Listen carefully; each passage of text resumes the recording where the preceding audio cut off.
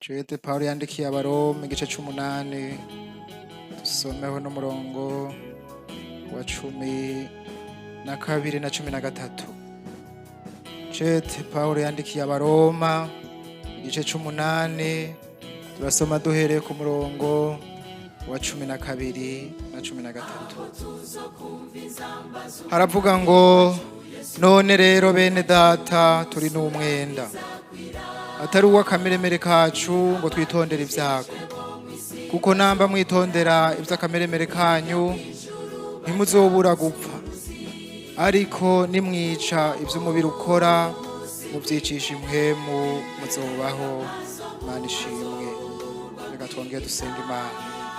Mana data wa twese uvyagiye mw'ijuru, turagushimiye iki gitondo ciza waremye Mana, wagishiriyeho umuntu wese ari munsi y'izuba.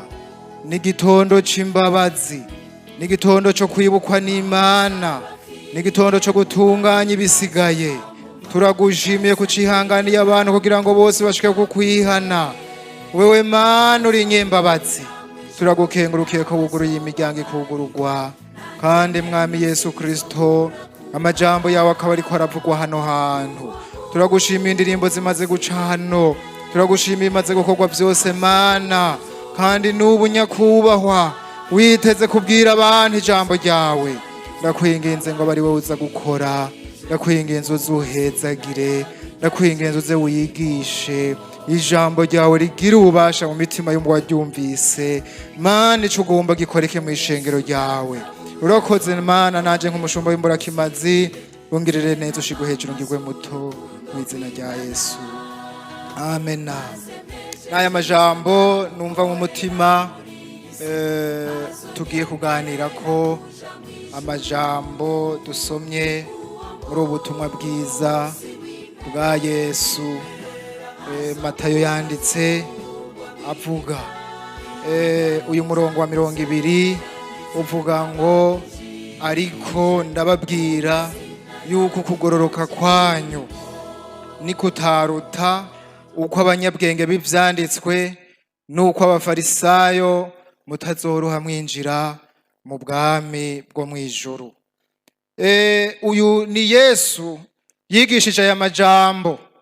Yesu bwiwe niwe yayigishije mu ntango z'igikorwa ciwe. Amaze gukoranya abantu, amaze kuvuga gukora ibitangaza n'ibimenyetso vyinshi. Aha muri iki gice ca 4 uhereye ku murongo wa 23 eka mbere no hejuru urabona Yesu amaze gutangura kwigisha ari mu bushobozi bukomeye, akora ibitangaza bikomeye.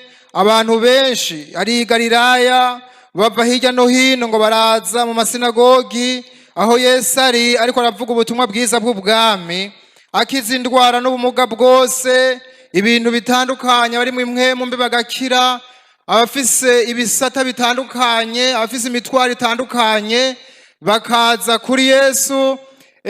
Arabanza arabakorera ibitangaza. Yesu nashimwe. Arabanza arabaruhura, arabanza arerekana ubushobozi bwiwe, arabanza arerekana ico amaze, kuko bari bamaze igihe kitari gito bari mu bintu vy'abafarisayo, bari mu bintu vy'abasadukayo, bari mu bintu vy'abaherezi basanzweho, kuko Yesu yaje biriho. Yesu yaje idini ririho. Yesu yaje hariho urutonde. Yesu yaje hariho ivyagezwe. Ariko bari bafise inyota yo kubona ibintu vy'ikimazi, ibintu vy'ibikiza, ibintu bibohora. Ivyo bintu nta vyariho. Yesu rero araza amaze kubakiriza abantu, wishengero riva hirya no hino. Abantu baraza barasagaza, baraza ngaho hantu yari ari benshi cane. Hanyuma rero kuri iki gice ca 5 amaze kubona ko Imana ibegeranije, aca arababwira ubutumwa bwiza bw'ukuri.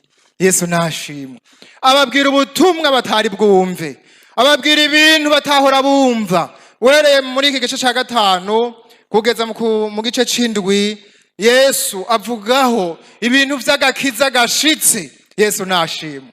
Atari ibintu vy'ivyagezwe, atari ibintu vy'amabwirizwa, atari ibintu vy'igifarisayo, mugabo abwira agakiza ko mu mutima. Haleluya. Ndakwipfurije akagakiza ko mu mutima. aka gakiza ko mu mutima atarako ku munwa, atarako mu bintu biboneka gusa, mugabo agakiza kava indani mu mutima. Naka tugomba kuvuga nako. Ijambo ry'Imana ryatubwiye ngo ni ukugororoka kwanyu kutaruta uko abanyabwenge b'ivyagezwe nuko abafarisayo ntimuzoroha mwinjira muri ubu bwami bwo mwijuru. Yesu niwe yazanye iri jambo ry'ubu butumwa bw'ubwami, ry'ubu butumwa bwo kuja mwijuru. Yesu rero arababwira ibi bintu bikomeye, atangura kubabwira abahigwe. Abo bafarisayo bari mu bantu bahiriwe kw'isi baboneka, bari mu bantu by'ukuri dohonome, abantu bari hejuru mu gihugu, abantu bari hejuru mu idini, nabo nyene babitambukira. Yesu nadufashe.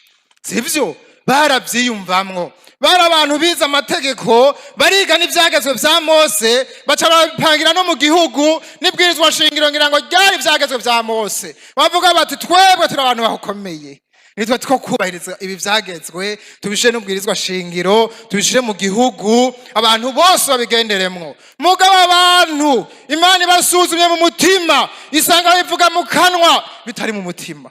Imana dutabare. Imana ibasuzumye irabona ko atabintu vy'Imana biri muri bo, atabintu vyo kuba Imana biri muri bo, n'ibintu vyo kumunwa bikoreza imitwaro abandi, mugabo bobo ngo badakoza ko n'urutoki. Yesu adutabare. Yesu atugirire neza. Nibo bari biyita abahigwe, bari biyita abantu bahambaye, baca atangura kubabwira abahigwa baribo. Yesu nashimwe. Ababwira ibintu batari bazi ngo ahiriwe aboro. Mwumva vyoroshe. Batanguye kubwira abantu bakakaraye, abantu by'ukuri baguwe neza. Warahiriwe aboro. Cyo jambo riroroshe.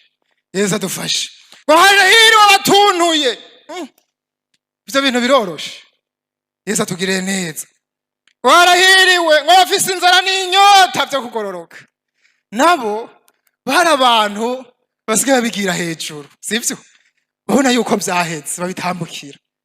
Harahiriwe abantu bafise inzara n'inyota byo kugororoka. Harahiriwe abantu bafise imbabazi. Yesu nadufashe. Nabo bari bafise ibwirizwa basiguye ukundi, baravuga ngo umuntu niye kurya amenyo umurya yandi bihere bihetse. Yesu adufashe. Ijisho kurindi, iryinyo kurindi, biravugwa ati niho twobatuza abo bantu b'inkozi z'ibibi. Yesu adutabare.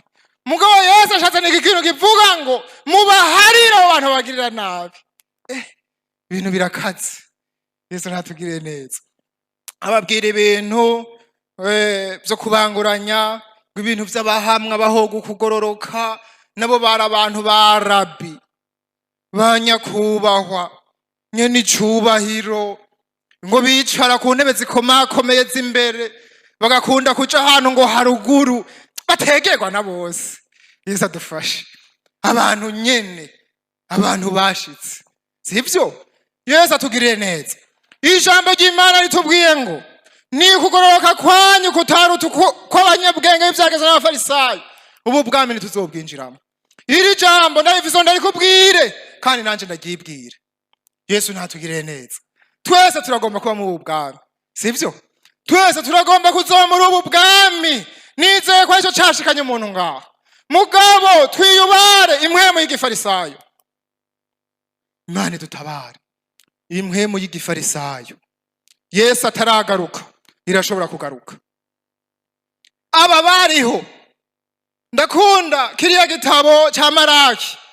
Maraki yahishuriwe ibiriho, ahishurirwa ibigira bize, ahishurirwa kuza kwa Yesu, ahishurirwa no kuzogaruka kwa Yesu. Kandi ivyo bintu byose abitondeka vyerekana ko bizoba bimeze kumwe. Imana dutabare. Uko Yesu yaje hameze niko azogaruka hameze. Imana dutabare. Kwa guheba Imana kuzobanza kubaho. Igihe Yesu yaza hari haheze imyaka abantu bahevye Imana mu mitima, abantu bafise Imana mu majambo, abantu bafise Imana mu bikorwa, mugabo mu mutima atabiriyo.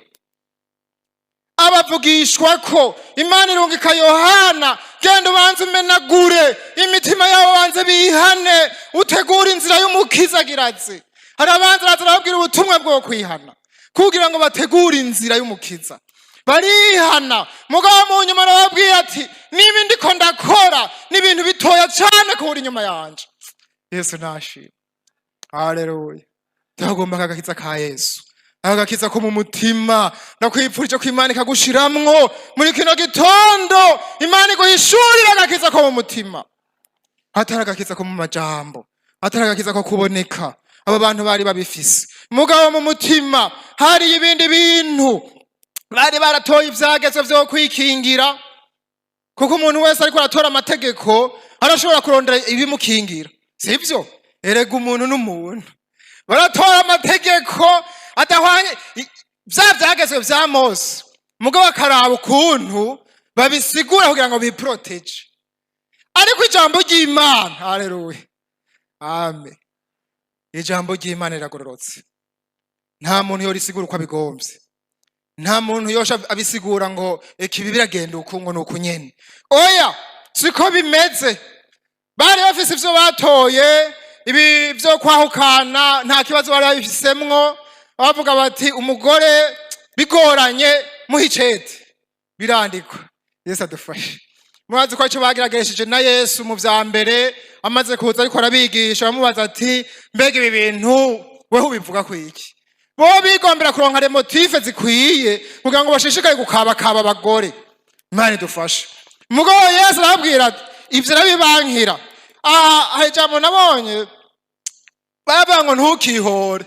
Mugabo bobo baca bavuga ati oyi ijisho kurindi. Nta bintu vy'agakengere. Yesu adufashe. Iginyo kurindi. Barabisinya ati ivyo iginyo kurindi. Ni ibintu vyohera. Ni amanyama yogabanuka. Yesu nadutabara. Nimba Imana yavuze ngo ntukarahire, bo bashavuga ati urarahira muga ntiwirahuruze. Yesu adutabare. Abantu baragira uko babigira, kuko nabo nyene bari baza ati natwe tuzorahira bizotugora. Bakagenda bariyongererako ibintu. Yesu adufashe, Yesu adutabare. Ariko Yesu azana ubundi butumwa, arababwira ukuri kw'Imana, ko butumwa bwiza bw'abantu baja mwijuru. Abo bafarisayo bari bafise ibintu vyinshi, Yesu yarabubahutse. Bari dutabare. Muri Matayo ngaha 23 murahabona iki kintu citwa umufarisayo. Imana idufashe agakiza kacu karute uko abanyabwenge b'ivyanditswe nuko abafarisayo, uko kugororoka tukurengere, tugira agakiza ko mu mutima. Yesu atugirire neza. Usomye ntawo bidondagura ngo abimare, mugabo Yesu ari mu bushobozi bw'Imana arahishurira aba bafarisayo ivyo barimwo. Yesu ntiyasasa karimi ku bantu.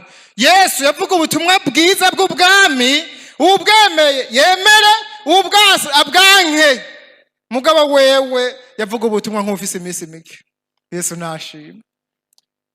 Yesu arabwira abigishwa n'abafarisayo ngira barimwo bumviriza.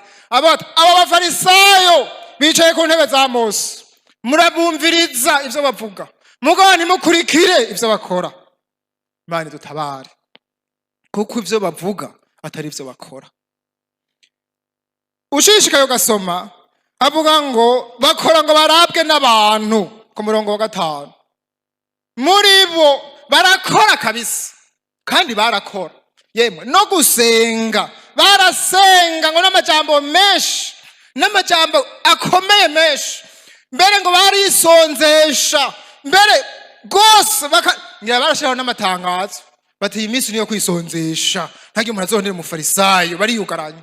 Yesu adufashe kugira ngo bimenyekane, ngo bakisiga n'ibintu mu mutwe, bakira mu maso kugira berekane ko bijiriwe gose, bariko barasenga gose. Hari abantu babyihaye, babyihebeye, ntagire umuntu abagora, bakerekana ko ari abantu basenga. Mugabo bakabigira kugira ngo abantu babone, bakabigira kugira ngo babakuremo inyungu, bakabikora kugira ngo bagumane ivyubahiro vyabo. Yesu adutabare. Ukugororoka kwacu ni kube nk'ukwabo. Yesu adufashe. Mare tugirire neza. Bari abantu ngo bakunda ivyubahiro, bakunda intebe z'icubahiro, ntumukomakome ku ntebe yiwe, kw'izina ryiwe ntumukome. Yesu nadutabare. Hari abantu bahagararira izina ryabo, sivyo, bakarihagararira. Mugabo twiyubare bene data, Yesu adufashe mu bantu bitwa barabi, abantu bitwa baranzi, bakwiye kurangira abandi inzira, bakwiye gufasha abandi, nibo bari bazwi. Imana itugirire neza. Mugabo Yesu aravuga ati ntihagire muzokwita rabi, kuko umwigisha n'umwe. Yesu nashimwe. Ntihagire muzokwita umuranzi wanyu n'umwe ni Kristo. Arababwira avuga ko buzuye uburyarya, boza inyuma mugabo imbere batuhagiye, boza inkoko inyuma, bakoza ibikombe inyuma mugabo imbere huzuye y'imingese, huzuye y'ibintu bibi. Yesu adutabare. Ngo aravuga byinshi. Yesu natugirire neza. Abo ngo bafise ubuhumyi, mbere ngo bafise ubupfu. Arababwira ati mwarapfuye. We nyene yababwira ati mwarapfuye, kuko yarabona ibiri muri bo by'ukuri ko atari iby'ubwami. Yesu natugirire neza. Arababwira yuko ibyo bari bakora babikora, n'ibigira 10 ngo barabitanga bakegeza no kumbwija, ibintu by'ukuri ubona uti yemwe bari kokoye kabisa. Yesu nadutabara. Nimbwija bagakoranya bagatwara, mugabo mu mutima ata bintu byo kubaha Imana biriyo.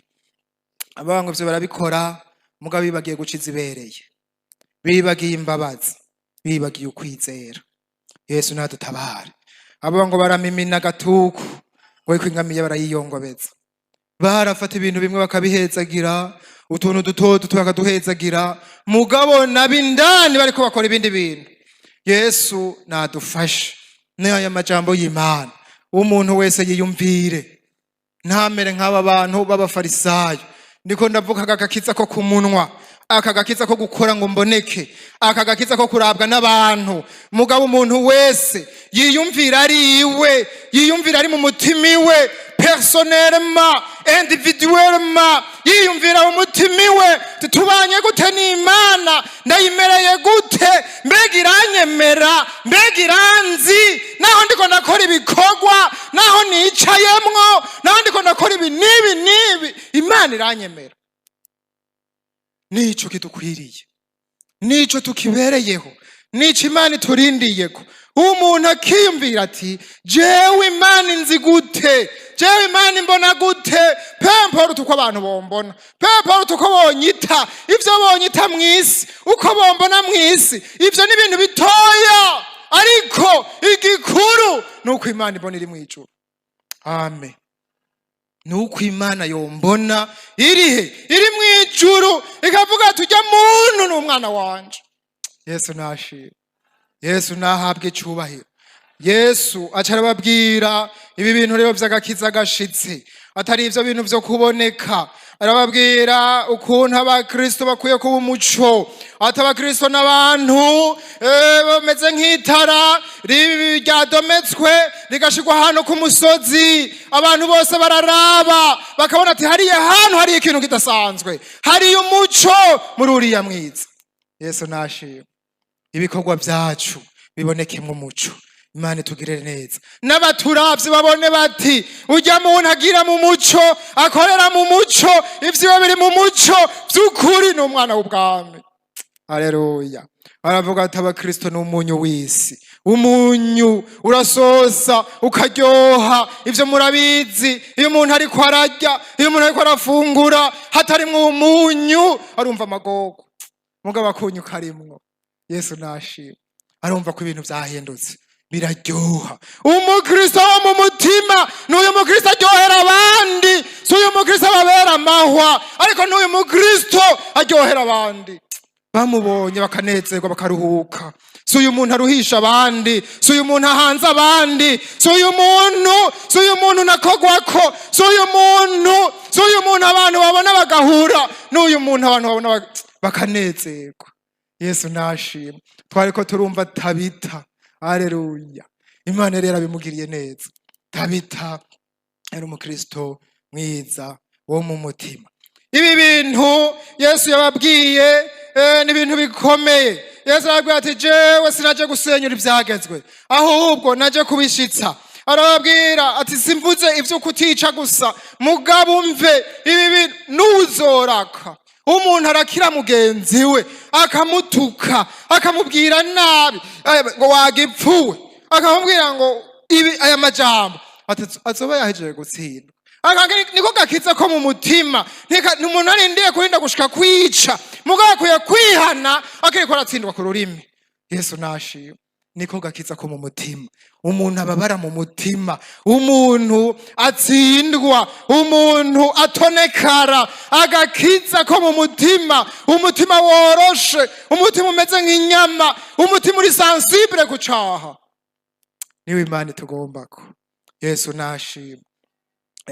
Ibi bintu vyo kuzura yarabivuze ngaha ku murongo wa 23 atugiye gushikanishikanwa. Ukibuka ivyupfa na mugenzawe birekeraho, banza ugende wikiranure, mubanze mubiheze, hanyuma iryo shikanwa rizoza. Yesu nadufashe. Mumaze kwikiranura, niko gakiza ko mu mutima atarako kuboneka. Ivyo umuntu yokora bifise ikimazi bivanye n'umutima yabikoranye. Ivyo woshikana, ivyo wokora byose birafise ikimazi imbere y'Imana mu gihe waba bikoze watunganije umutima. Mugabo ukabikorana n'ivyaha, ukabivanga, ukabicanga, ntaco bizoba bimaze. Yesu nadutabara, ubugingo bwawe buzoba buri mwirinde. Ababwira ibi bintu vyo kwirinda ubusambanyi, vy'ubushakanye no kwirinda ubusambanyi. Bo bavuga bati ntugasambane setu, bagasha bashira kwa kaburungu. Mugabwira ati sivyo gusa, agakiza ko mu mutima kavuga ngo ntukarabe ngo wipfuze, ni warabe ukipfuza bizoba vyakwankiye. Yesu nadutabara, turute abanyabwenge b'ivyagezwe, ariko turondera agakiza ko mu mutima. Ababwira amajambo akomeye, ijisho ryawe niryagutsitaza, urarinogora urite. Mwijuru bazonezegwa umunsi waje ufise rimwe, bavuga bati nukuri yariko aragwanya icaha. Yesu nashimwe, kuko Yesu ntiyagomba ko abantu babifata ibisanzwe. Yesu yagira ati umuntu niyo yacumura nacumitwe mu mutima, niyihane, nahindukire, nareke kubibamwo, nareke kubigumamwo. Yesu atugirire neza. Aravuga ati n'ukuboko kwawe ni kwagutsitaza, ni kwakora ibidakwiriye, uko hako kuguma kubandanya wokura kugikonje. Yesu adufashe. Ibintu vyo kugenda mu Mana n'ibintu vyakure, n'ibintu umuntu atonishoboza, n'ibintu bikomeye cyane. Yesu natugirire neza. N'ayandi majambo ugiye urasoma yavuze ngo mubagahore, aravuga ibintu vyo gusenga neza, umuntu yihishije atari kugira ngo aboneke. Ababwira ivyo gusenga atari nk'ivyo vy'abafarisayo, ati umuntu asenga naci wasenge yihishe, hariho data abona mu mpisho, kandi uwo ni wasenga uri mu mpisho azokumva kandi azokwishura. Yesu nashimwe. Niwisonze shaka kuvuza inzamba, ariko genda wihishe kandi wisiga amavuta, ntihagire no bica nikanda. Yesu nashimwe. Ubu umuntu wo mu mutima, wibanga ryo mu mutima, atari umuntu wo kuboneka, mugabo umuntu wibanga ryo mu mutima. Arabwira abantu ivyo gukorera Imana mu butunzi, ati bika ubutunzi bwanyu mwijuru, kuko bariko barabwegeranya. Ajya abafarisayo bari baricungereye ubutunzi bari babufise, babatari mubike mwijuru. Yesu nashimwe. Barakara no kwikori, nico gituma babajije Yesu ati ibi bintu vy'ikori ubivuga kwiki? Bagira baraba ati kwaje kubakura ku karyoshe k'ibwami. Mugabo Yesu aramenya ati ivyo mu ndondera mu ndabizi, ikori rihebanye n'iryo. Yesu nashimwe. Uzoba ugororotse. Yesu nashimwe. Hanyuma n'ayandi majambo yo guca mu irembo ripfunganye, yo kutabu indyarya, ariko umuntu by'ukuri ngo abe umukristo wo mu mutima. Imana iduhe ubu bukristo bwo mu mutima. Imana iguhe akagakiza ko mu mutima. Ndabipfurije akagakiza kindane mu mutima, gahishijwe, Imana ibona ikavuga ngo nuyu. Yesu nashimwe. Ikavuga uti ubu nuwo mwana wanje nkunda akampimbara. Yesu ahabwe icubahiro. Ene data, ibi tukiri mw'isi ntibizobura kubaho. Abafarisayo birashoboka ko n'ubu boba bakiriho. ijambo ry'Imana riravuga hariya muri Timoteyo, icete Pawulo yandikiye Timoteyo igice ca gatatu, icete ca kabiri tujeyo, icete ca kabiri Pawulo yandikiye Timoteyo igice ca gatatu. Naho bivuga ukundi uravye neza usanga ari b'abafarisayo ngo ibi bizoba mu gihe c'iherezo, ibi bizoba mu gihe c'iherezo, bizoba tukiriho, bizoba tubibona, bizoba tubiraba, n'uyu munsi ntibibuze kuba biriho, n'uyu munsi ntibibuze kuba biriho. Reka dusome ijambo ry'Imana, ariko Imana izotugirira neza ko turiko turayumvira kandi tugomba kugororoka. Imana irabidushoboza. Ibi bizoza mu gihe c'iherezo. Pawulo yandikira Timoteyo amubwira ngo ariko umenye yuko mu minsi y'iherezo hazoza ibihe bigoye, kuko abantu bazoba bikunda gusa, bakunda amahera, birarira, bibona, batukana, batumvira abavyeyi, intashima, abanegura ivy'Imana, badakunda n'ababo, banka kuzura, barementanya, batigarura, inkazi, badakunda ibyiza, abaguranyi, ibirandamuke, abikakisha, bakunda ibibahimbara bakabirutisha Imana, bafise ishusho yo kubaha Imana ariko bahakana ubushobozi bwako. Abameze batyo wamubatera ibitugu, kuko muri bo harimo abagabo banyegetera mu mazu, bagatwara abagore batagira imitima, baremerewe n'ibyaha, batwagwa n'ukwifuza ku buryo bwinshi, bama biga ariko ntaho bashobora gushika ku kumenya ukuri. Nk'uko Yane na Yambure bagwanije Mose, niko n'abo bagabo bagwanya ukuri. Abo nabononekaye ubwenge, babaye ibihombe ku kwizera, mugabo ntibazoshobora kurengaho, kuko ubusazi bwabo buzogaragarira abantu bose nk'uko bwa babandi bwagaragaye. Imana idutabare. Ibi ngo ni bibi bizoba mu gihe c'iherezo, ariko uravye izi karagitere z'aba bantu, izi nyifato z'aba bantu bo mu gihe c'iherezo zirasa neza na zimwe zo muri ba bantu bo kwa Maraki, zirasa neza no muri izi Yesu yavuze zo kuri aba bafarisayo.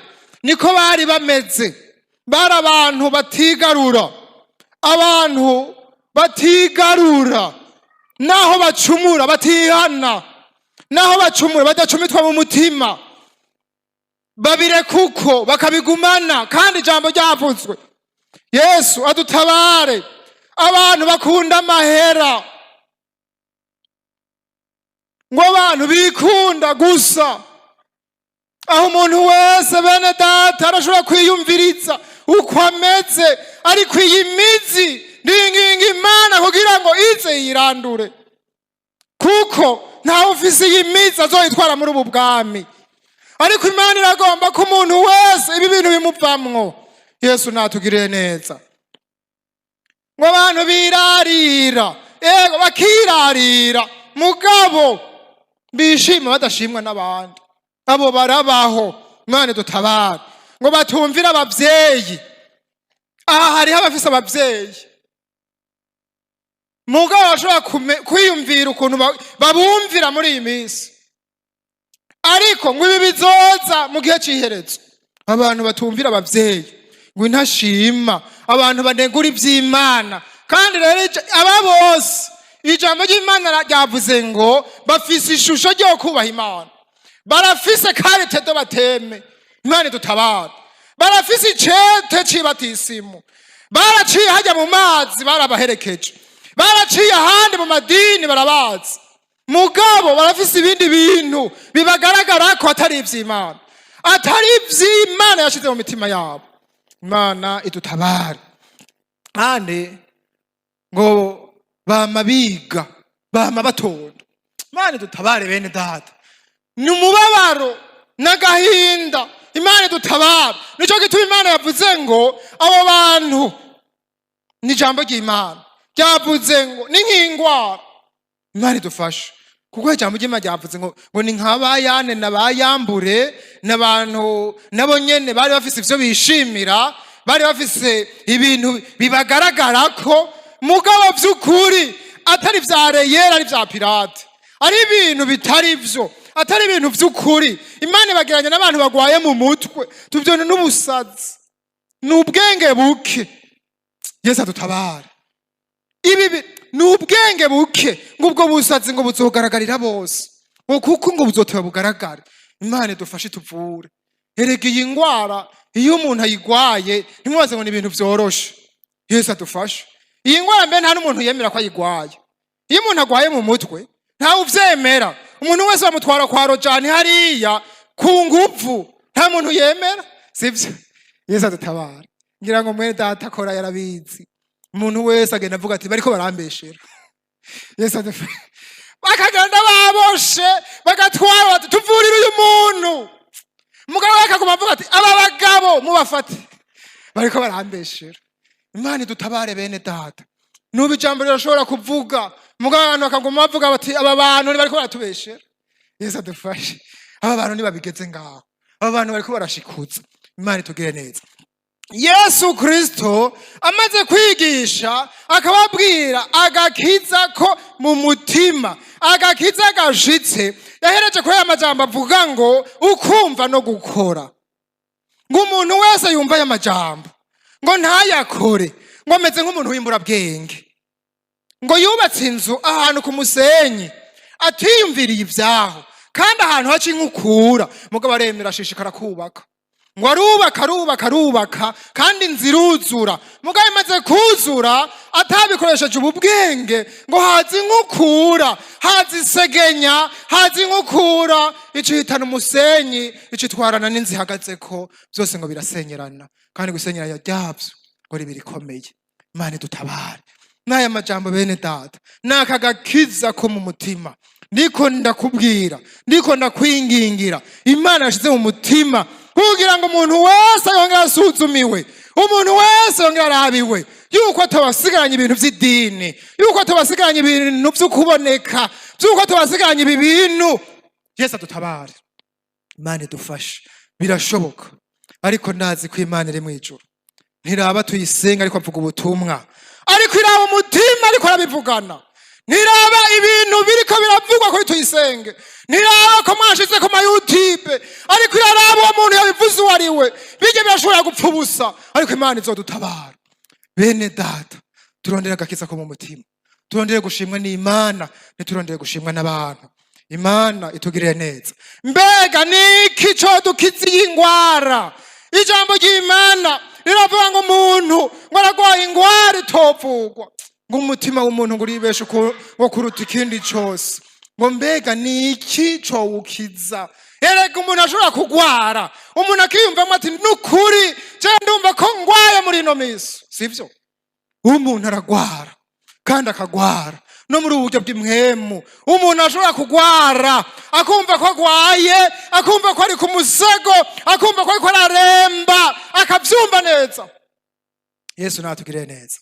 Kandi umuntu arashobora kugwara ari mu bitaro, umuntu ashobora kurembera mu bitaro, umuntu ashobora kurembera mu idini, umuntu ashobora kuremberayo. Imana itugirire neza. Igihe ijambo ry'Imana ryamariza akarifata ibisanzwe, uyu muntu arashobora kuremberayo. Nta kibabaje nko kurembera mu bitaro. Imana idutabare. Nta kibabaje kuba watwaye umugwayi kwa muganga ukaguma ubona gumaremba. Ico kintu kirababaza, kandi burya n'umuganga kiramubabaza. Yesu adufashe. Umuganga ariko arakora akabona ntibiseda, arababara, sivyo? Abaganga barabizi. Yesu nashimwe. Imana itugirire neza. Birababaje. Ahandi narasomye ijambo ry'Imana rivuga ngo imburi y'ubugaragwa buri ku kiyaga. Imana dutabare. Ubugaragwa buri ku kiyaga, ivyo bintu mwumva ari normal? Yesu adufashe. Ku kiyaga niho hategerezwa gutotahara, mugabo lo catastrophe nuko haboneka ubugaragwa. Yesu adufashe. mw'ishengero ry'Imana nuko uwo umuntu yazigaye ibyiza yosanga yibibi. Umuntu yozigaye imanza zo kugororoka agasanga y'ivyo kugabitanya. Umuntu yazigaye abagororotsi yo basanga mu kugabitanya. Imana dutabare itugirire neza. Mugabo hari iganoke, hariho umuti. Yesu nashi, hariho umuti. Ndemeza neza ko Yesu ashobora gukiza umuntu pemporota ingwara afise, niyo umutima niyo umubiri. Yesu ashobora kubikiza. Yesu aya majambo niwe yayazanye. Ibi bintu vyarananiye abayuda, vyarananiye abafarisayo, vyarananiye abasadukayo, mugabo Yesu arabishoboye. Haleluya. Yohana umubatizi aravuga ati jewe nabashize mu mazi, mugabo amen, hariho uri inyuma yanje afise ubushobozi cyangwa sinakora no ku nkweto ziwe, mugabo ubushobozi afise. Haleluya. Azobabatiza muri mpwemu yera no mu muriro. Arafise umuriro azobashiramo. Haleluya. Amen. Umuriro w'Imana. Reka dusome ijambo ry'Imana aha Yeremiya 23. Turabe Yesu. Ndizeye ko agikora kandi arafise umuriro kandi arafise n'inyundo. Yesu nashimwe. Arashobora guhindura ivyanse guhinduka. Haleluya. Yeremiya 23. Turasoma n'umurongo wa 29. Amen. Dusome mw'izina rya Yesu. Aravuga ngo mbega ijambo ryanje si nk'umuriro, ni jewe uhoraho mbibajije, canke si nk'inyundo imenagura igitandara. Mbega ijambo ryanje si nk'umuriro, ni jewe uhoraho mbibajije, canke si nk'inyundo imenagura igitandara. N'iri jambo ry'Imana. Ubu ni Yesu, ni Imana yavuze ngo irafise. Amen. Irafise ikintu gishobora gushongesha ibintu. Umuriro ni ikintu gikomeye. Umuriro mw'ihinguriro, umuriro urasa icuma, umuriro urasa amabuye. Maze iminsi ndabibona uriko uragendagenda, hari ahantu iyo bariko barakora amabarabara abantu barasya amabuye, abantu bakayaturira agasha. Yesu nashimwe. Abo n'abashinwe, abo ni basojeya, barabishobora. Mbega Imana yacu yo niyoshikira imitima ikomanaye nk'amabuye, ikayisya ikayorosha nk'inyama. Ifise ubushobozi Imana yacu ku muntu ayemereye. Ndakwinginze uyemerere. Haleluya. Ndakwinginze uyemerere, ize muri wewe, ikureye umutima umeze nk'ibuye, iwuhindure worohe nk'inyama, utonekare. Amen. Umutima uzinuzwe icaha, wanka icaha. N'uyu mutima wipfuze kuwuronka, nipfuze kuwuronka, uwipfuze. Yesu nashimwe. Yesu abahezagira. Ni ngo nk'inyundo. Mu ruganda harabaho umuriro n'inyundo. Mu bacuzi habaho umuriro hakabaho n'inyundo. Umuriro nuwo gushongesha ibintu bikabanza bikoroha, siko bikoroha neza, bikegerana, bikemera kuba flexible, bikemera kuba uko umuntu abigomvye, bikemera gusubigwamwo, bikemera iforme yindi Imana igomba cyangwa umubumvyi agomba. Hanyuma hagaca haza inyundo nayo yo kugira gute, yo kubitumbereza uko bikwiriye kumera. Yesu nashimwe. Burya arya amasuka barayacura mu muriro, sivyo?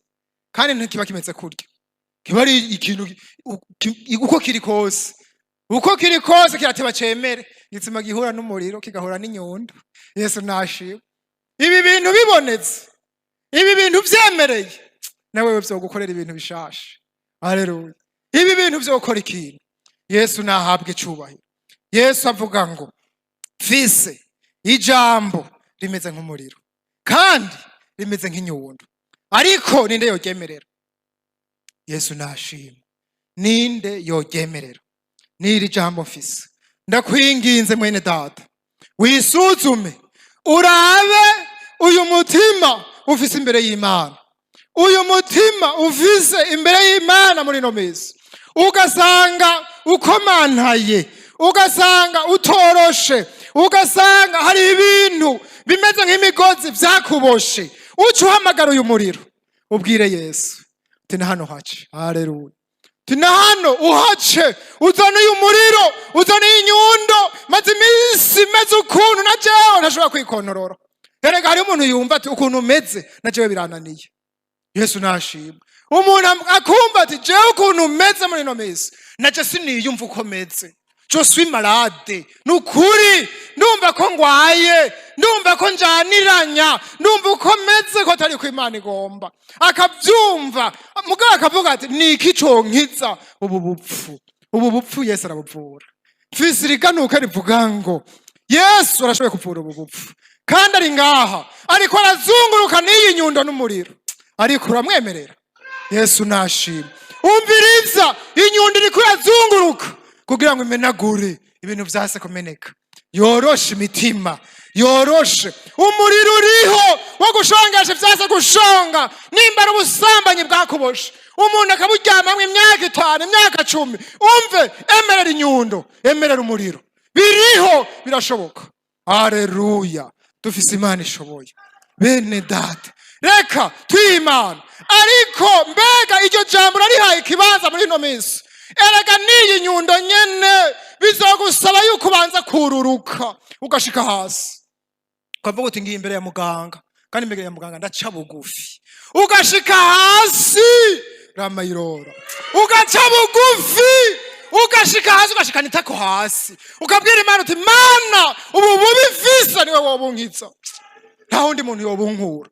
Meze nabi, ndagwaye, meze uku nuku, ukabivuga atana kimuhishije, utekanye hamwe wawe. Amen. Umuntu akaronkiwe abwirira Imana ati Mana mfise intege nke, atavuga ngo ngiye gukora, sukuvuga ngo ngiye gukora ngo urajana nanje. Oya, yibwira uti ariko gamana n'aya majambo n'ibi biragurago n'urugwanko n'iyi nzigo n'aya macakubiri n'ubushakanyi, ewe Mana birandembeje sinobitwara mu gikorwa. Ukabibwirira Imana hamwe winyegeza, umuntu akaronkiwe. Imana nishimwe. Ukugororoka kwacu ngo ni kurute uko abanyabwenge b'ivyanditswe bari babizi ku mutwe byose, bari babizi bavyigisha abandi mugabo bakabihinyika kugira ngo bikingire. Ntuhinyike ijambo ry'Imana kugira ngo wikingire. Yesu nadutabara. Ariko akagakiza ko mu mutima umuntu avuga ati Mana ndacarahira ibi bintu ntawo vyishobotse, uhamagara inyundo. Hariho umuntu yakijijwe amaze imyaka 20 muga nubakirahira, sivyo? Ukaza wumva aradutse avuze ibintu abantu bacu bagira uko. Yesu dutabara. Uyo muntu akwiye inyundo arakwiye n'umuriro. Haleluya. Yesu nashimwe. Umuntu akiyumva. Bene data, n'aya majambo y'Imana twasomye ijambo ry'Imana rivuga ngo umuntu ntanezegwe nuko impwemu bizomwumvira, ntanezegwe nuko bomubona mu bikorwa, ntanezegwe n'ibi na biriya, mugabo ngo munezegwe yuko izina ryawe ryanditswe mu gitabo cyo mwijuru. Yesu nashimwe. Ijambo ry'Imana rivuga ngo nezegwe nuko izina ryawe ryanditswe mu gitabo cyo mwijuru. Uheze urenguka imbere y'Imana uvuga uti Imana ndaje gukora nk'umushumba w'imburakimazi, ntaco maze nje gukora ico nari nkwiriye gukora, Mana ungirire neza. Yesu nabahezagire. Iryo jambo ry'Imana Paulo acarandikira Abaroma, arababwira ivy'ubugingo bushasha, aratandukanya ibintu vy'amakameremere n'ubu bugingo bwo muri mwemu. Nuko kuri uwo murongo wa 12 twasomye avuga ngo none rero bene data turi n'umwenda imbere y'Imana, turi n'umwenda. Uyu umwenda ukomeye, umwenda ku muntu wese. Ndakubwira ngo uri n'umwenda imbere y'Imana, n'uyu mwenda wo kwitondera ivyo akameremere kipfuza, ivyo umubiri ukora. Mugabo ukavuga uti fise uyu mwenda wo kuvuga ngo ivyo uyu mubiri unkoresha bibi ngomba ndavyicisha imwemu. Haleluya. ngomba ndavyicisha impwemu, ukagenda ahantu ho kuvyica, ukagenda ahantu ho kubihondagura, ugahamagara Imana ikabigufasha, ukabwira Yesu akabigufasha, ugahamagara mpwemu akabigufasha, agahondagura ivyo bintu. Ya birababaje gukizwa imyaka 40, ariko ukaba ufise n'amacakubiri y'imyaka 40 nyene, ukaba ufise inzigo y'imyaka 40. Bene data, hari ivyaha bibi, hari ivyaha bibi. Nariyumviye ku nzigo n'icaha kidahagarika umuntu ku ruhimbi, mugabo umuntu yarakwiye kwihagarika.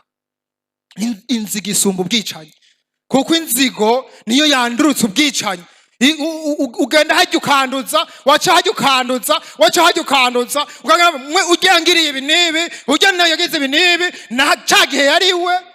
Ya iruta ubwicanyi, mugabo ntihagarikwa. Yesu adufashe. Bene data, turagomba agakiza ko mu mutima, turagomba agakiza kahehe ko mu mutima. None rero bene data, umuganga ni Yesu. Amena. Turagomba twiyumvire, twuname. Umuntu abanze yiyumvire, umuntu abanze yiyumvire mu mutima wiwe. Mbega wewe nta ngwara umaranye iminsi? Mbega wewe mu mutima nta bintu biriyo bimeze nk'amabuye? Umutima wawe umeze gute imbere y'Imana? Umve, ngo uyu wa muriro, ngiyi ya nyundo iraje kugira ngo usangangure ibintu, iraje kugira ngo yoroshe imitima. Ngiyi nguyu muriro uraje gucagagura imigozi. Ariko mwene data, reka kugumana ivyo vyaha, ubizane kuri Yesu. Ingo reka ivyo kameremere kagukoresheje birengukane kuri Yesu. Ivyo kameremere kakubwira ico ugakora, ukumvira kameremere, ukumvira ivyo umubiri wipfuza, ubimazemwo iminsi. Nta mwanya wo gusenga ugifise, ufise umwanya w'ibindi bitagira ikimazi, ufise umwanya w'ibindi. Ariko uze kwa Yesu, uze wemerera inyundo ice mu mutima wawe, wemere. Kandi mu kuvyemera uvyatura uko nyene, uvyatura uko vyabaye, kugira ngo Imana ikugirire neza. Wivuze mugenzi, wivuze udahishije, wivuze neza, Imana ikugirire neza. Bene data baraturindiriye, bene data banesheje intambara baraturindiriye, ntibarahabwa ivyasezeranye tutarashika. Mupfukame, umuntu wese ahageze. Imana iraba mu mutima, n'agakiza ko mu mutima, si agakiza ko kuboneka, ariko Imana iraba mu mutima, iriko irakubonera aho uri. Umve sasa umutima wawe, imenagure. Ijambo ry'Imana ryavuze ngo incabiti igenekereje ku gitsina c'ibiti. Yesu nadutabare, kandi ngo urutaro ruri mu maboko y'ugosora, kugira ngo agosore ingano zisigare ku rutaro, maze ibikumbi bitumugwe mu muriro. Imana itugirire neza. Wewe wemeye Imana iguhezagire, kandi uyibwire byose neza. Yiteze kukugirira neza, yiteze kukweza no kuguharira. Yesu nabahezagire. Mwarimu Celestin dusenge abasengere. Mana yero vyagiye mwijuru, turaguhaye ishimwe cyane Mana, turaguhaye icubahiro, kuko mwami wegeranije ishengero kugira ngo uricurire amajambo, uryigishe kukubaha. Mwami uryigishe kano gakiza ko mu mutima, uryigishe ingene ryogenda mwami ari umunyu n'umuco, uryigishe ingene ryoryoha muri kino gihe isi bishe. Turagushimiye cyane mwami, nyakwanya guhora ku ngoma, ingene ugendeye umuntu wese ukamwigisha, ukamubwira ko hariho ibintu bikwiye kuvayo. Ntagenda n'ibintu ubona ko ari ubusazi, ariko akire neza aba umuntu muzima. Turagushimiye cyane nyakubahwa, ku ijambo ryawe ari cirore, muntu yirabamwo ko ameze. Jambo ryawe twumvise ngo ni nyundo, shobora mwami kujanjagura amabuye. Jambo ryawe n'umuriro ushobora korosha ibintu, mbere hari n'ivyo ucuturira ugakurayo. Tugushimiye mwami ko bano bantu bumviye ku ijambo ry'Imana bwa neza, ngo nimwemera mukumvira muzoga ivyiza vyo mu gihugu. Aba bantu baragomba kugira ivyiza vyo mu bwami bw'Imana. baragomba kurya ibyiza byo mu gihugu cya Imanuweli. Nico gituma baje imbere yawe Mana kugira ngo ubavure. Ku ijambo ry'imabwiriza ngo mvura uhoraho, ngo nanje ndakira aba bantu bipfuza gukira. Turabasengere, turabaherekeje Mana. Ibi bintu by'ingwara niyo byoba bimaze igihe kirekire kingana iki, wa mutima wibesha gusumba ikindi cyose, ungwaye ingwara, tugushimiye kufise umuti Yesu, tugushimiye kufise umuti. Aba bantu bavure Mwami, turasabye ngo ubaharire ku byaha byose bariko barakwereka, ku ntege nke zose bariko barakwereka Mwami, ku vyandagutakiye ibyo ari byo byose Mwami, ubaharire, ubaharire, baremeye. Kandi twumvise ko umuntu aca bugufi imbere ya muganga, baje baraciye bugufi, barafukamye, baragomba imbabazi. Turasabye ya maraso ya Yesu akura icyaha cyose, ya maraso Yesu ahindura ibintu. Muntu yari umunyabyaha agacika umugororotsi, ya maraso ya Yesu ahindura umuntu yari umwansi w'Imana agahinduka umukunzi w'Imana. Ya maraso ya Yesu avuga ibyiza gusumba yabe. Haleluya. Ababoneke ko, abakure ku imyanda yose. Kandi twumvise yuko hariho inyundo itumbereza ibintu. Turasabye Mwami nyakubahwa, aya maraso ya Yesu abanza kubagira beza, ababera umwambaro, ababera ubwiza. Mu izina rya Yesu ubabonye nyakubanezerererwe. Urakoze Mwami kubahariye. Mwami nyaguhora, twumvise ngo ntimunezerwe nuko impwemu mbi zibumvira, ariko muneze nuko amazina yanyu yanditse mw'ijuru. Turabasengeye Mana, turasabye ngo amazina yabo yandikwe mw'ijuru, ko bavyemeye, bemeye gukira, bemeye kuba abakunzi b'Imana. Urakoze kubahariye Mana, urakoze kubemeye. Twumvise rero hacaboneka itandukaniro. Turabasabye ubuzuze mpwemu, turabasengeye ubuzuze mpwemu, abashoboza kwama bica ibyo kamere mbere kakora, babyicishije mpwemu kugira ngo bashobore kubaho. Urakoze kubahariye, kandi urakoze kubagabiye mpwemu, urakoze kubemeye mw'ijuru. Cyubahiro kibi cyawe dusenze mu izina rya Yesu Mwami n'umukiza wacu, amen. Nuko bakiri hano, Yobu 6:8 yarasenze aravuga ati icompa nkaronka ico nsaba, Imana ikampa ico nifuza, Imana nyene ikemera kumfyonyora, igatuma ukuboko kwayo igacagagura imigozi inziritse. Uwo yari Yobu ariko aringinga Imana. Bene data, birashoboka ko hariho ibintu umuntu abona ati ibi bintu byambaye ku igihe kirekire, bimeze nk'imigozi inziritse, ibi bintu byarase, ibi bintu byarangoye, naho nkizwa turagendana. Ubihagurukana imbere y'Imana. Umuntu afise icaha cama kigaruka, naho acihana ahaguruka imbere y'Imana. Umuntu byananiye kugira imbabazi, afise bamugiriye nabi, kandi mw'isi birabaho, mugabo bikanka ko yocika, bikanka ko yogira imbabazi. Uyu muntu afise ibintu vy'imigozi mu mutima, ahaguruka avyereka Imana yizeye, abwira Imana ati Mana umpe ico ndagusavye, ndakwinginze umfyonyore, naho jewe vyananiye, mpindurira umutima. Kandi Imana irabigukorera. None rero kandi n'abagwaye n'abafise ibindi bibazo bari bazanye imbere y'Imana babihagurukana. Vy'ukuri Imana yo mw'ijuru irashoboye. Reka dusenge Imana.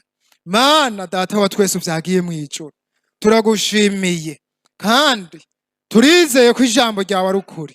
Niko biri, uri Imana ihindura ivyase guhinduka, uri Imana ishoboye vyose, nta kintu na kimwe kikunanira.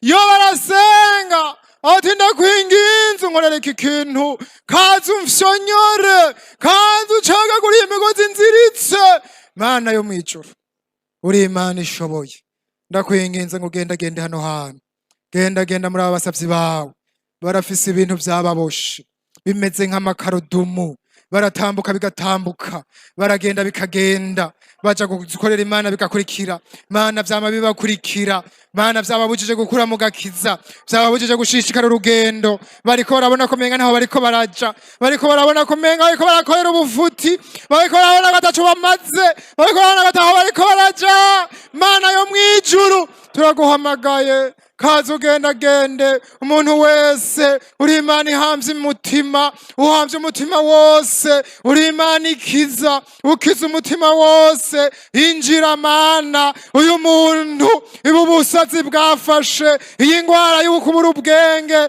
uyu muntu asigaye agenda uko agomvye, uyu muntu Mana ivy'Imana atakibibabaye, uyu muntu abona ko ibintu vyamuhezemwo, ivy'agakiza vyaheze, asigaye akunda isi nk'abandi bose, asigaye akora nk'abandi bose, asigaye ameze nk'abandi bose.